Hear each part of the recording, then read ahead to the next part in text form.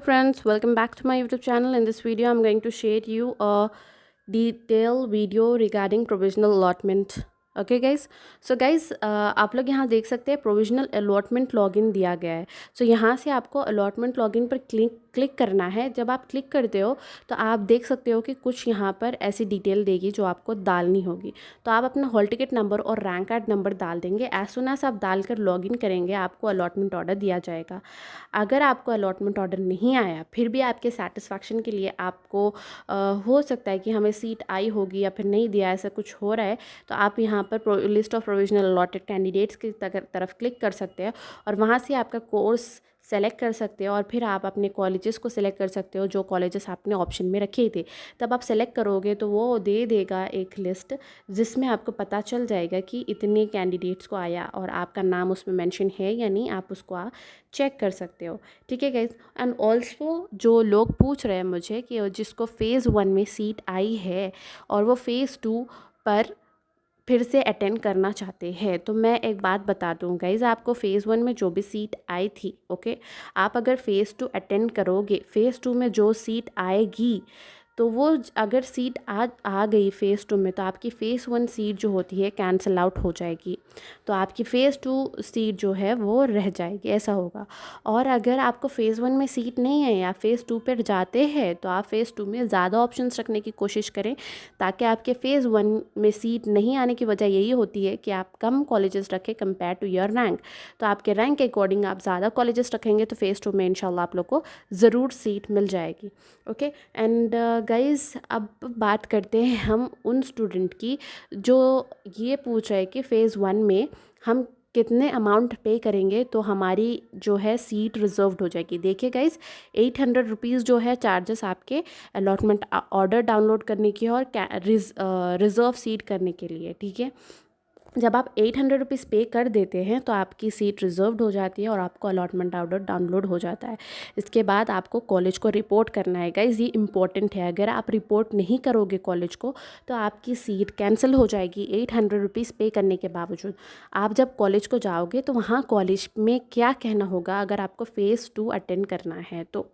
ठीक है। तो आपको वो लोग को ये बोलना है कॉलेज में जाकर कि आपके सर्टिफिकेट्स वगैरह सब लेकर जाइए original. There is no problem guys, आप ओरिजिनल सर्टिफिकेट्स उनको दे सकते, आप उनको हर चीज़ दे सकते, वो लोग आपको रिटर्न कर देंगे। बट इन केस वो लोग जब रिटर्न करेंगे आप फ़ेज़ 2 में जो सीट आई वो सीट पर जाना चाह रहे, फ़ेज़ 1 से जो सीट आई उसको कैंसिल करना चाह रहे हैं, तो आपको वो लोग को 500 रुपीज़ देना होगा। 500 या 1000 लेंगे वो लोग, सीट कैंसिल कर देंगे। कैंसिल करने की ज़रूरत नहीं है क्योंकि फ़ेज़ 2 में अगर आपको सीट आ जाती है तो वो कैंसिल आउट हो जाएगी फ़ेज़ 1 की।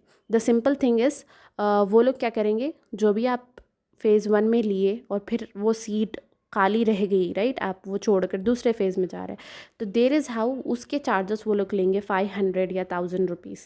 This much charges they will take. तो आपको उतने चार्जेस देने होंगे। इफ़ इन केस आप वो चार्जेस नहीं देते हैं तो वो लोग आपके ओरिजिनल सर्टिफिकेट्स नहीं देंगे। तो गाइज़, इसमें कोई प्रॉब्लम नहीं है, आप आपके सर्टिफिकेट्स दे सकते हैं, सब दे सकते हैं, फ़ेज़ 2 अटेंड कर सकते हैं। उनको ये बोलना है कि मैं सेटिस्फैक्शन नहीं हूँ इस कॉलेज से, क्योंकि आपको कुछ स्ट्रॉन्ग रीज़न बताना होगा कि मैं सेकेंड फ़ेज़ इसलिए अटेंड करना चाह रहा हूँ।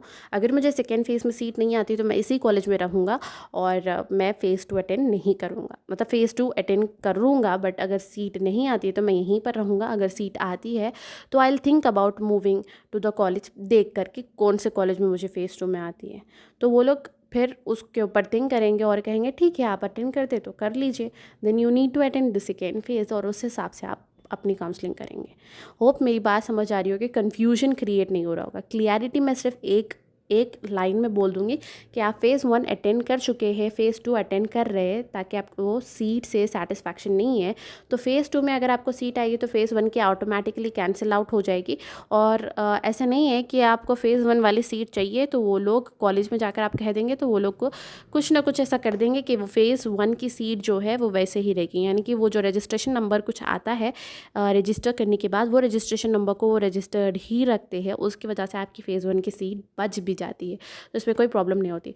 तो गाइज़ आप लोग आपके जो भी कॉलेज फर्स्ट फेज़ में अलॉट हो चुका है उनको बताना होगा कि मैं फ़ेज़ 2 अटेंड करना चाहता हूँ अपने सेटिस्फैक्शन के लिए। अगर मुझे इन केस अच्छा कॉलेज मिल जाता है, इससे भी अच्छा मिल जाता है 5 स्टार रेटिंग का, तो मैं उस कॉलेज में जाना चाहता हूँ। आप इसकी कटिंग फ़ीस ले सकते हैं, मतलब 500 या 1000 रुपीज़ वो लोग लेंगे तो ले लेंगे, तो कोई बात नहीं, ये चीज़ आपको कह देनी चाहिए, दैट्स इट। तो आप इसमें कर सकते हैं। अब उन स्टूडेंट की बात करते हैं जिसको फ़ेज़ 1 में सीट नहीं मिली। तो गाइज़ आपको फ़ेज़ 1 में सीट नहीं मिली तो फ़ेज़ 2 में आप मोर ऑप्शंस लगाइए, फ़ेज़ 2 में ज़रूर मिल जाएगी। And if you are new on my channel, please subscribe my channel, share my channel with your friends. Thanks for watching.